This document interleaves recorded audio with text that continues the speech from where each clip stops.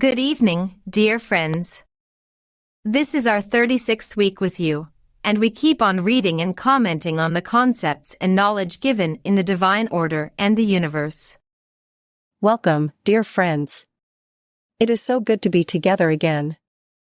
Together, all of us are trying to widen our perspective so we can observe the cause and effect chains behind the events more clearly, so we can understand the messages of the divine system better.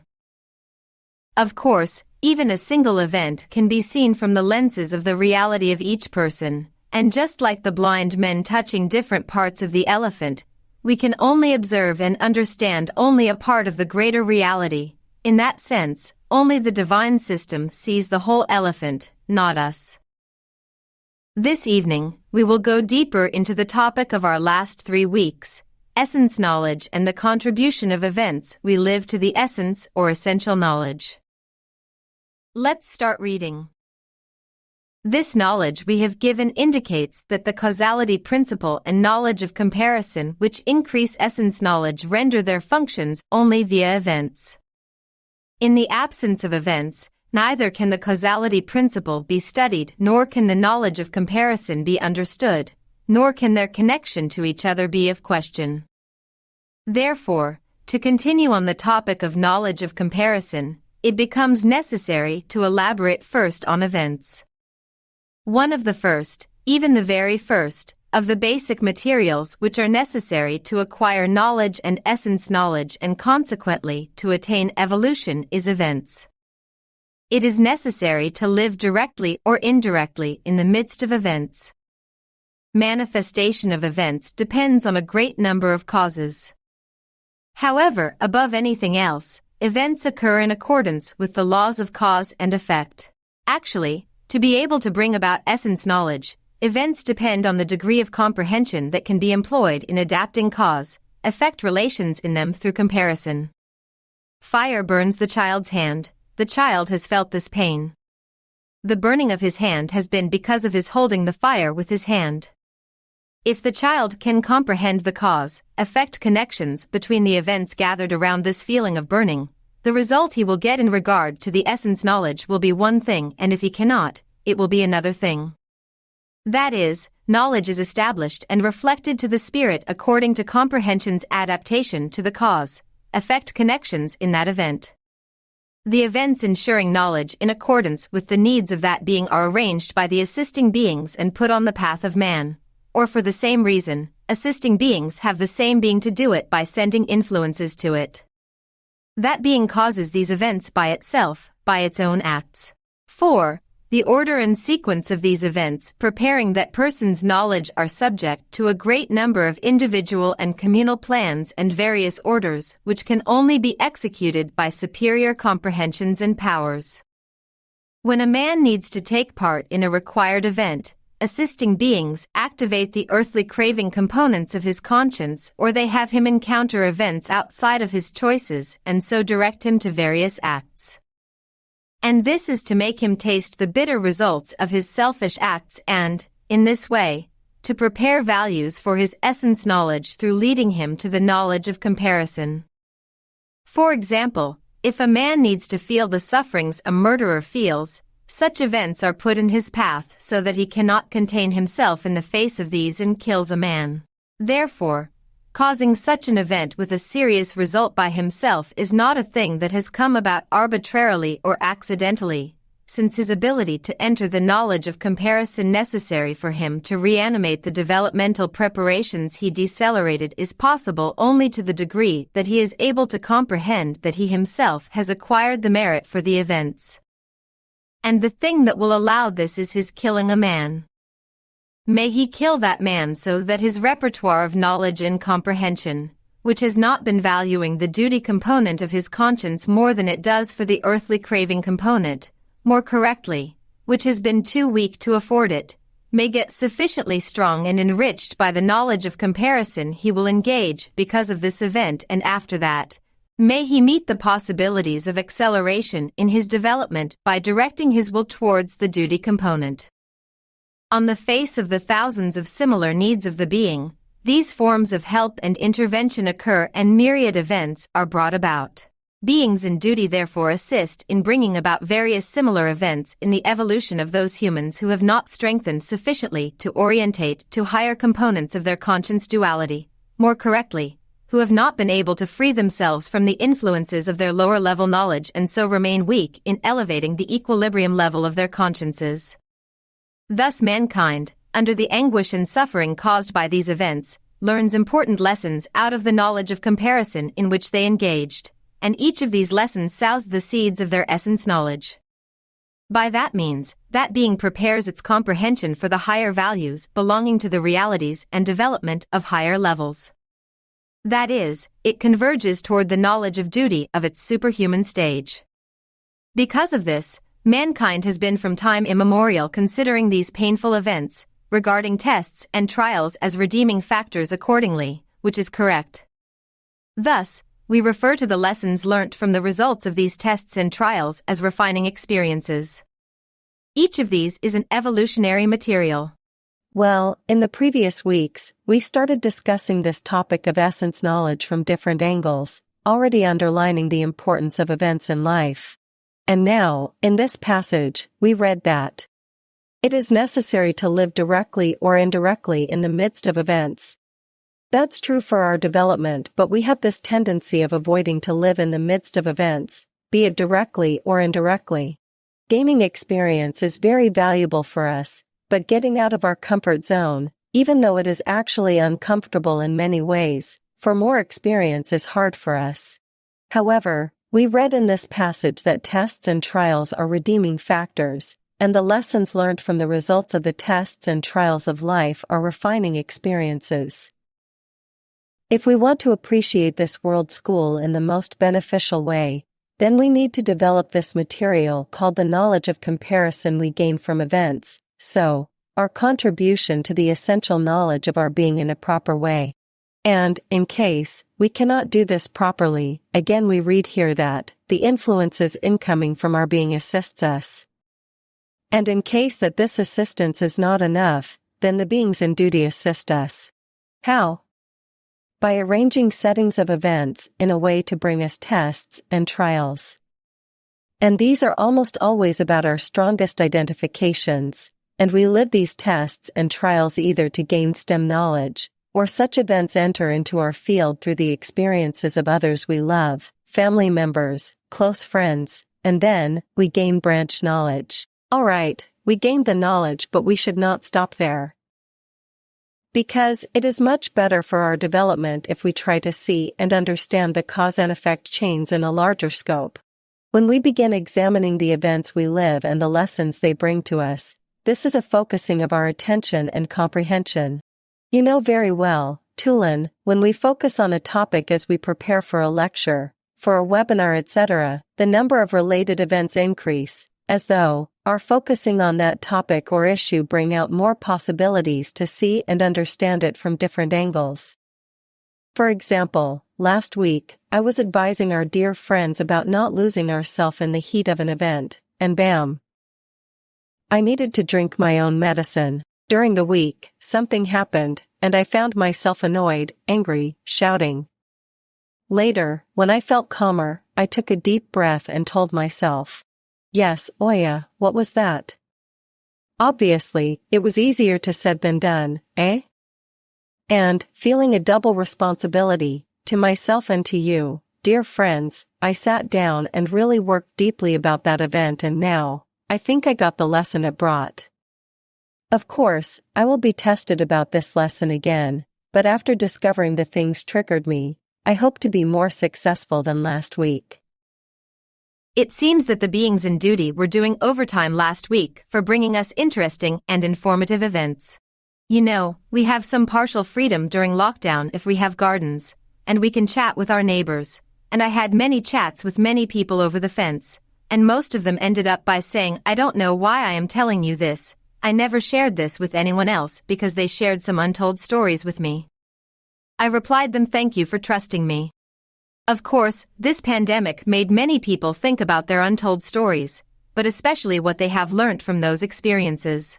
Also, many people lost their loved ones, even though we cannot meet them in our society centers, thanks to social media, they send us messages, asking questions and help. We do our best as we explain and share what we know and learnt. When people lost a loved one, especially if this was the death of a child or youth, people got shaken deeply and most of them began to ask questions about death and dying. We have been trying to help people when they are in such questioning periods of their life, but now, with this knowledge given in this book, I think, this help we can give them become more substantial. And all of us need that kind of knowledge during those times we are living through. Yes, events of life is the material for our development, and this material, especially, the suffering and troubling ones affect all of us, individually and communally. And the days we live in make us question the validity of all those proverbs and idioms we used to frequently say, for example, every man for himself. From the perspective of the system we read in this book, it is not valid anymore, because everything is interconnected. Yes, of course, each of us, individually, has to encounter the causes and effects of our choices and acts, yet anything we can learn by gaining deep impressions from events enrich the inter-influencing network of all beings. In that sense, we are all like a single organism. If you remember, we read in this book about organ-organizer relations that go down and up, and all those interactions within infinite organ-organizer relations prepare our beings for the duties they will take on in many levels of the plan of duty. And, as nicely expressed in this passage, the lessons learnt from the results of these tests and trials are refining experiences. Each of these is an evolutionary material. Each of these lessons sows the seeds of their essence knowledge. So, in short, we are now learning to see our life through a different frame. In other words, we are reframing our life under the light of the divine order and the universe. Consequently, our habits and attitudes change accordingly. And because we choose and act differently, the settings of events, the cause and effect chains behind the events in our life change, as well. One of our dear friends asks, what happens to a person that kills another person? Is this all about gaining refining experiences? First of all, let's remember that we choose and act from the reality we live in, the reality of our culture. For example, we hear the news of blood feuds, murders in the name of honor or in the name of love. People say, you are either mine or dead. Actually, the motivations behind such acts are the realities of those persons that are full of automatisms, cultural or tribal beliefs, and also their tendency of choosing and acting from the earthly cravings. We will read such an example in the further pages of this book, but still. Let's say a man kills his beloved and he is sentenced and imprisoned. First of all, combination of feelings, emotions, hormones is not there anymore, and because his whole chemistry is changed, now, he has a chance to understand that he got blinded by his previous anger, jealousy, etc. If he can glean this first observation, then the rest may become possible. He can begin a conscientious questioning of his thoughts and acts. What have I done? I took life of a human. My anger and emotions blinded my consciousness. And these conscientious conclusions he arrive at are the seeds of the essence knowledge. Only these are the refining experience he can gain from all that happened. You had mentioned once that you had met an old gentleman who poured his heart to you. If I remember correctly, that man, when he was 15 years old, had stabbed his uncle during a fight while his father and brothers and uncle were quarreling over some property. During his time in prison, that man had understood the cause and effect chains leading him to that act, and became aware of the need of changing his ways. Thank you for reminding me his example. Yes.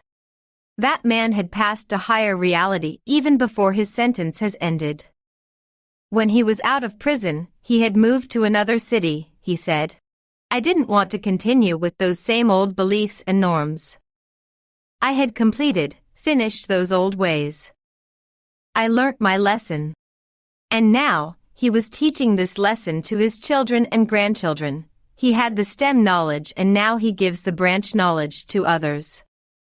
And right now, we are also learning from his experience. I mean, we don't need to stab someone to have the exact experience. Let alone manslaughter, for most of us, Even gutting and cleaning a fish or slaughtering a chicken is even unthinkable. Taking life of a person may seem a very crude reality, but please remember the needs of the all beings involved in such acts. Many cause and effect chains need to meet in a junction for such a moment to occur. What moved me most in his story is that he could change his reality, get out of the grasp of the traditions and norms of his family, move to another city after he went through this sad and suffering event. Yes, we have said that both the causality principle and the flow of events under the light of this principle, by directly or indirectly having mankind live in the midst of these events, leads to the knowledge of comparison. As a matter of fact, knowledge of comparison emerges as a significant component in the increase of essence knowledge. The most efficient assistant of knowledge of comparison is pain and suffering. Here, it is necessary to point out that suffering has a significant role in acquiring essence knowledge. The obvious point is that knowledge of comparison most often feeds essence knowledge and comprehension by the way of suffering. Sufferings to be experienced in the spatium are valuable assistants of the knowledge of comparison the being will engage in during the accounting of their unconscious knowledge. We will give a world example about this. This example contains all the subtleties of this topic. Let us take sexual selfishness, which is the hardest to overcome and can encompass many stages according to its degree and is the subject of many tests and trials, of many advancements and of many degenerations in the world. A man loves a woman just to satisfy his flesh and his bodily desires. And he is to overcome his material selfishness in the following way. The day will come when the woman he loves has had enough of him and loves another man. And, in facing this trial, this man is defeated to his earthly cravings to the degree that he will kill his lover. The reactions he will give continue varying on gradually up to the end of the stage. Now, let us take another man in a similar situation, who is in the more or less advanced stage of his conscience. His lover has abandoned him and started to love another man. This man, who has been advancing to the heights of his stage of conscience, will accept this without resentment, and maybe he will not hesitate in giving his help to that woman in this regard. So here, the comparison of a murder and a virtue, of selfishness and altruism are face to face. The man who murdered, if he is not in a state to attain the knowledge of comparison by his own comprehension, because he murdered, then it means that he is not, then the assistance of external interventions will start to arrive at him, so, in this way, may he attain the comprehension of this comparison. And only by this knowledge of comparison will the result emerge, and that man will be able to spend the efforts to overcome earthly cravings. As such, imagine that he murdered her with a knife. Following the murder, he will be imprisoned. Here, we would like to list a chain of comparison tests. This man, first of all, will engage in a mandatory comparison by the suffering of his dissatisfied sexual desires and pleasures. As a child got his hand burnt before a fire, he will start to feel the initial bitter results of his desires, not unlike fire. In this way, he will encounter a comparison that will teach him the factors causing his suffering. Let us say this has not chastened him.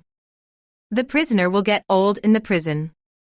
His hormones, power, sexual activity will weaken and he will become powerless in his potency. When he is in this state, this man will not feel his selfishness only in particular relation to his flesh and nerves, but now can only imagine it.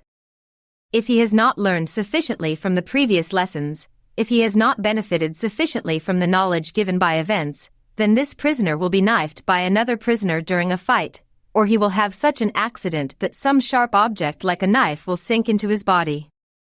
And he will then feel an intense material suffering because of this. Here, the subject of our example will naturally engage in a mandatory comparison. Because he is devoid of sexuality, he is not directly a prisoner of his flesh. He now has mandatorily passed through that reality. Moreover, he survived an accident which made him relive the memory of murderer's test by comparison.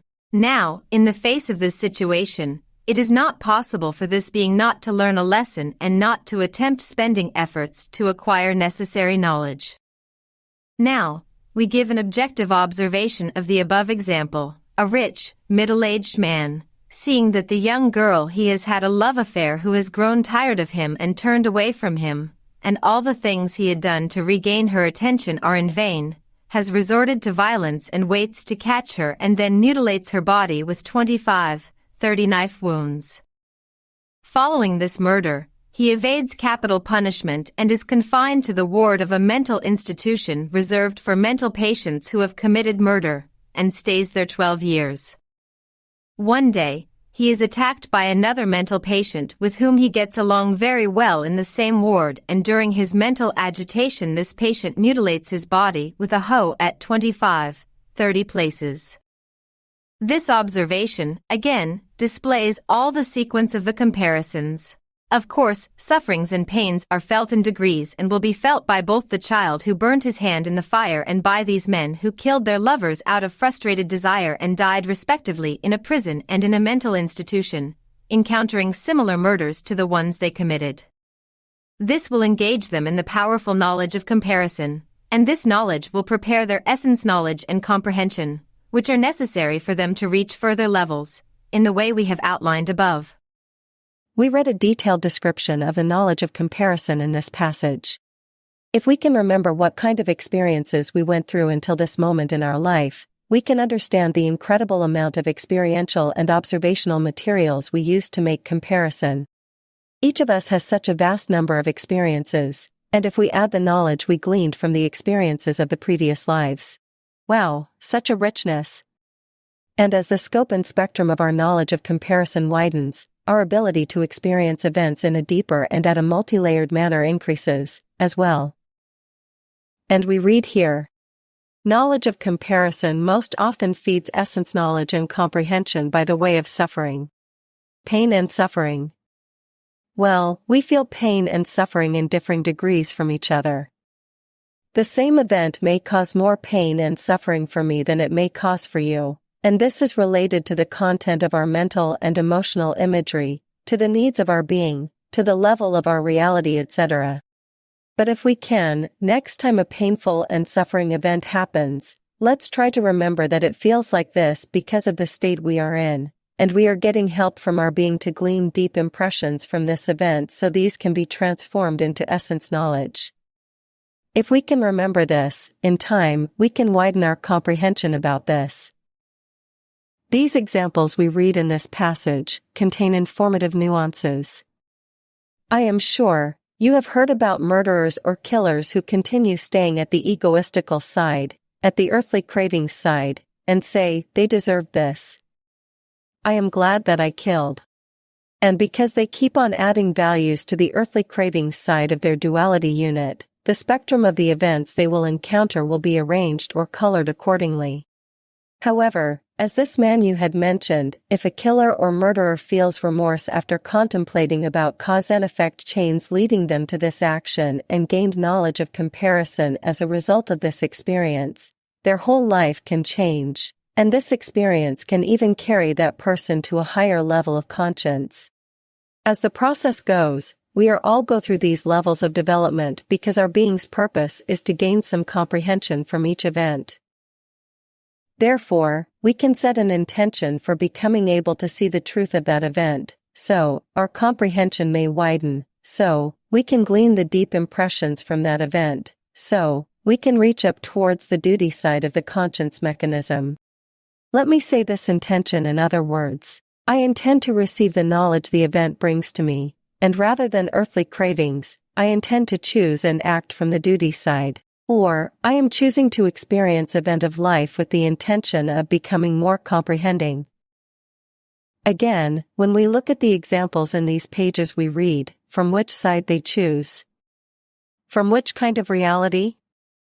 Indeed, all being involved, that is, the one who murders, the one gets murdered, the one or the ones who lead to such events receive some different knowledge from the same event.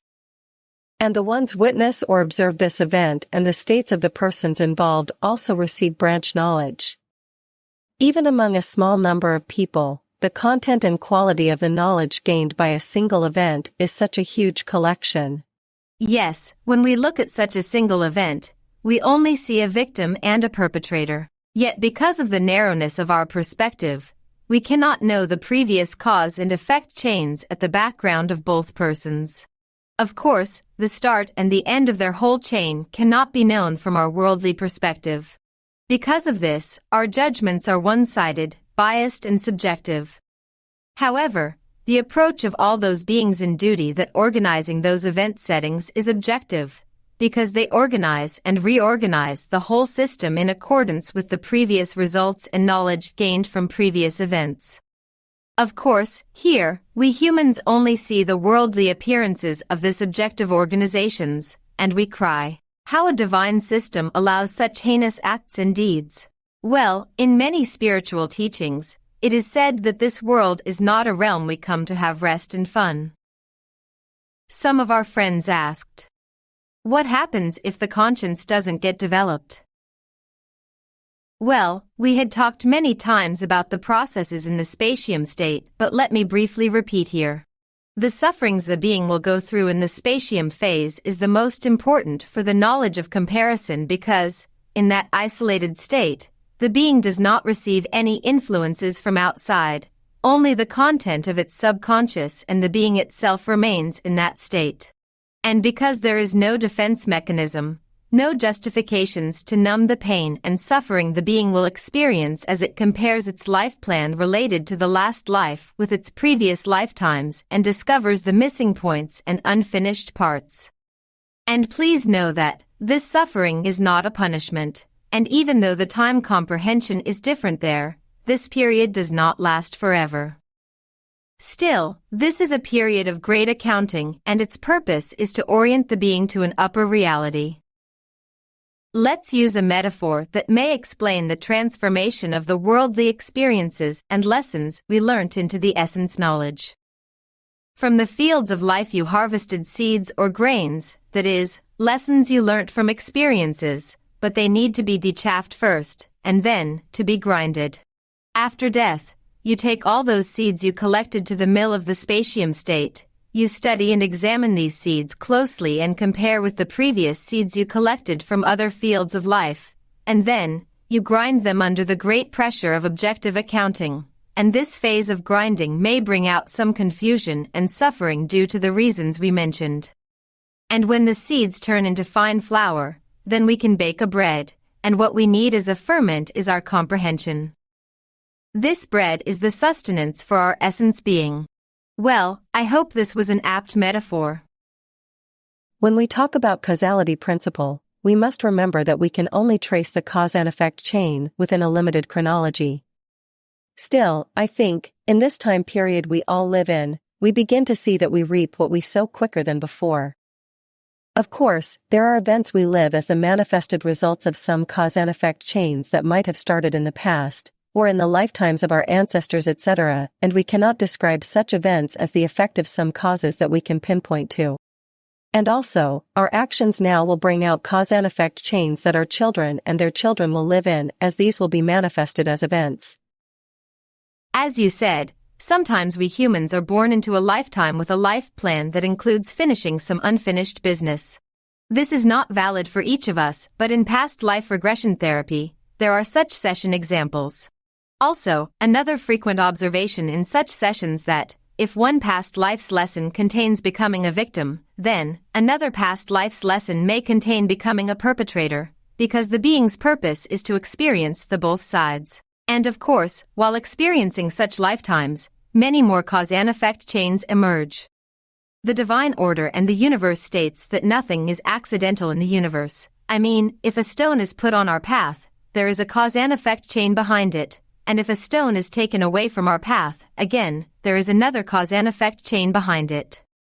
We may not be aware of this causality at its entirety, but at least, with the methods in our hands, we can access certain roots of some events. To be fair, we must also remember and appreciate that we now also live the consequences of the good things we did in the past. Yes, we read in this passage that the knowledge of comparison is mostly assisted by pain and suffering. Alright, there must be efforts spent towards the desired outcome, and this is not always an easy process. Still, all of us now live the consequences of the thoughts and actions realized from the duty side, as well. Now, these are the resources for all humankind, because of the strength, talents, experiences of the previous lifetimes, now we can deal with the new hardships. At least, we can remember this fact and appreciate these consequences with a positive outlook. Personally, I think that, the wider our comprehension is, greater our ability is to appreciate the goodness and the beauty of the whole universe. Yes, let's continue reading. So, knowledge advances together with comprehension.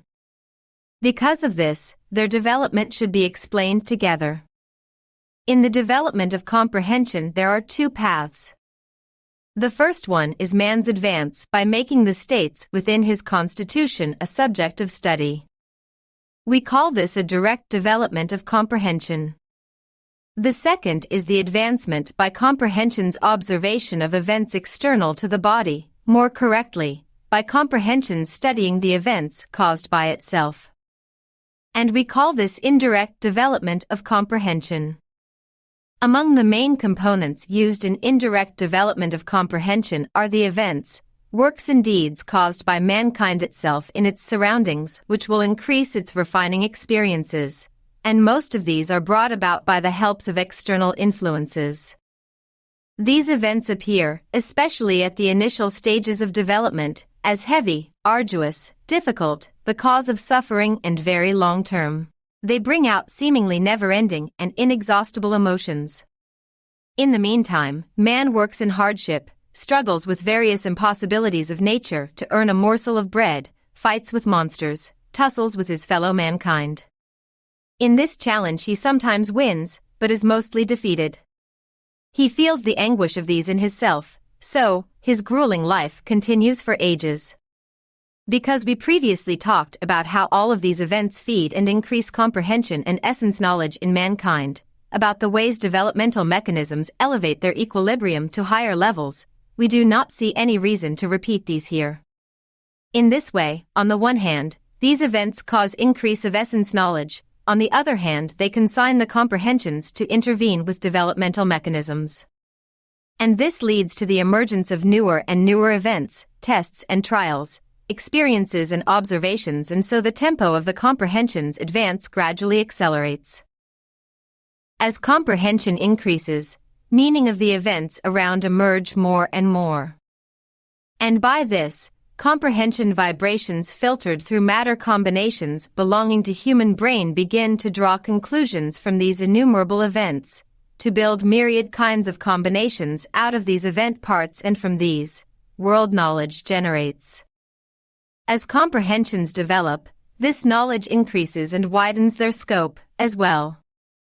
Many branches of knowledge are constituted like arts, literature, science, medicine, philosophy, music, painting, economics, politics, religion.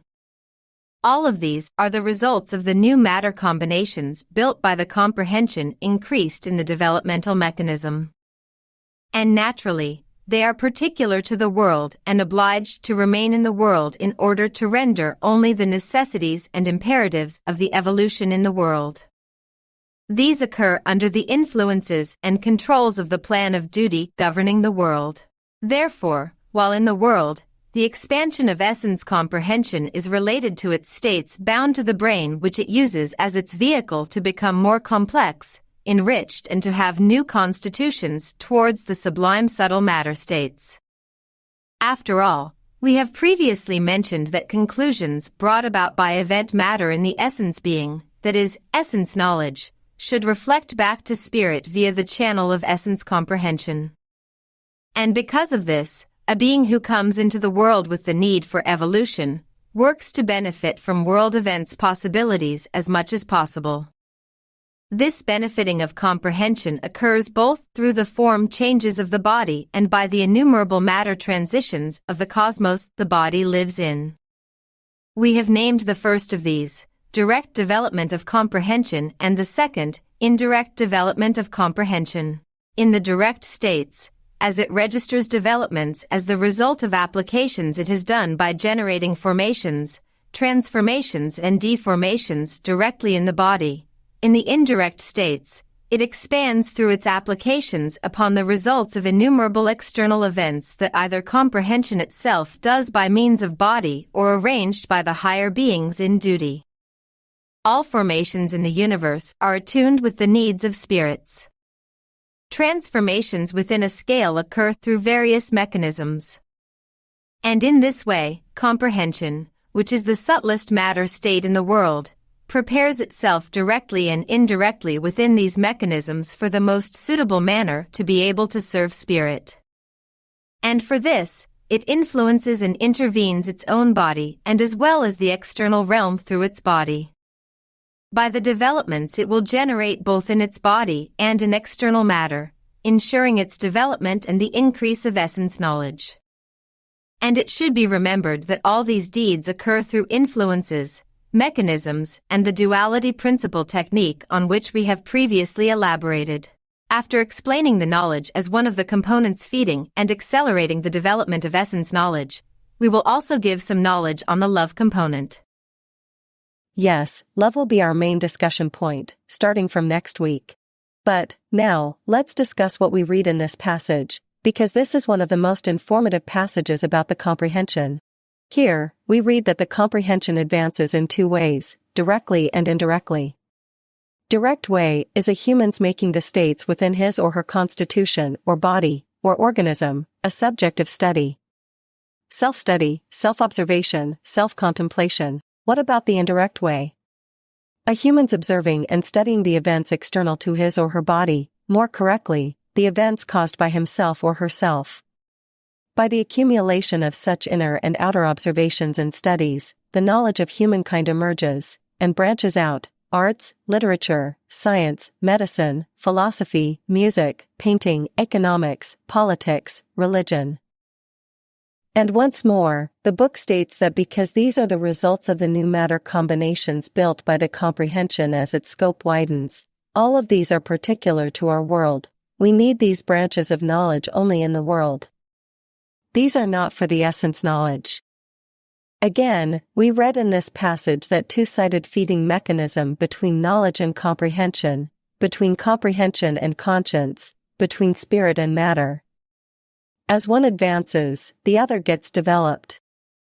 And when this topic is explained from the level of spirit and being, we read that our being benefits from direct and indirect states of its comprehension. In the direct states, our being gets developed by sending influences as it generates formations, transformations, and deformations directly in the body. In the indirect states, our being's comprehension expands via its applications on the results of myriad external events, be it these are caused by the body or arranged by the higher beings in duty. In a way, this passage is a very informative summary of what we have discussed about comprehension so far. Whenever we need to remember what is comprehension, we can reread it. One of our friends asks, does our ability of thinking vanish when we die? When the death of the brain occurs, the apparent functioning of our brain stops, and our personality diminishes. However, in the divine order and the universe we read a new knowledge about what happens after death. Even if the brain death occurs, the brain cells beings that function as a storage of the all information of a lifetime, do not disperse. That is, that information, that material continue to exist outside of the deceased body. I mean, if you assume that our personality vanishes right away, like I was a drop and now I am the ocean. No, it does not happen like this. Because, as our being starts withdrawing its concentration from the human being's body that is dead now, whatever accumulated in the unconscious from that last lifetime is pushed to the field of the subconscious to be processed in the spatium. This is an isolated state. Our being is closed to all external influences. There, the last energetic vestiges of the personality, together with the mental and emotional imagery particular to that personality, go through an accounting and evaluation process. There, we cannot talk about a thinking function as we know it in this world, because it is done not by the brain but our being. And considering the fact that our being is an ensemble of high vibrational influences and energies, it is obvious that this cannot be a cognitive function as we know it. Otherwise, our usual defense mechanisms, justifications and aversions based on the mental functions would be active. However, we learn that the stark objectivity of this evaluation and comparison process makes this period suffering for the some heavy and too strong emotions and mental states that had been carried over, because our being has to process and be done with such lingering energetic states. As we cannot talk about a thinking function as we know it after death of the brain, we cannot talk about crude matter states after death, as well. The level of matter in this world is cruder than the subtler levels of matter. Yes, there are still some structures or states we talk about as places, but actually, these are subtler fields of matter. And when you mentioned that stark evaluation process in the spatium after death, I'd like to remind our dear friends once again the importance of practicing self-knowledge while we are alive. Because, as we become more aware of our inner world, the strong and weak points of our mental functions, and as we become more observant of our reactive emotions and fixed ideas, etc., as the saying goes, we experience dying a little before we truly die. Because, as we practice and study ourself, we can weaken the hold of those egoistical components in our psyche. And also, we must be masters of our power of imagination, because in those subtler realms, we will be functioning. Do you remember that old movie, titled as What Dreams May Come, starring Robin Williams?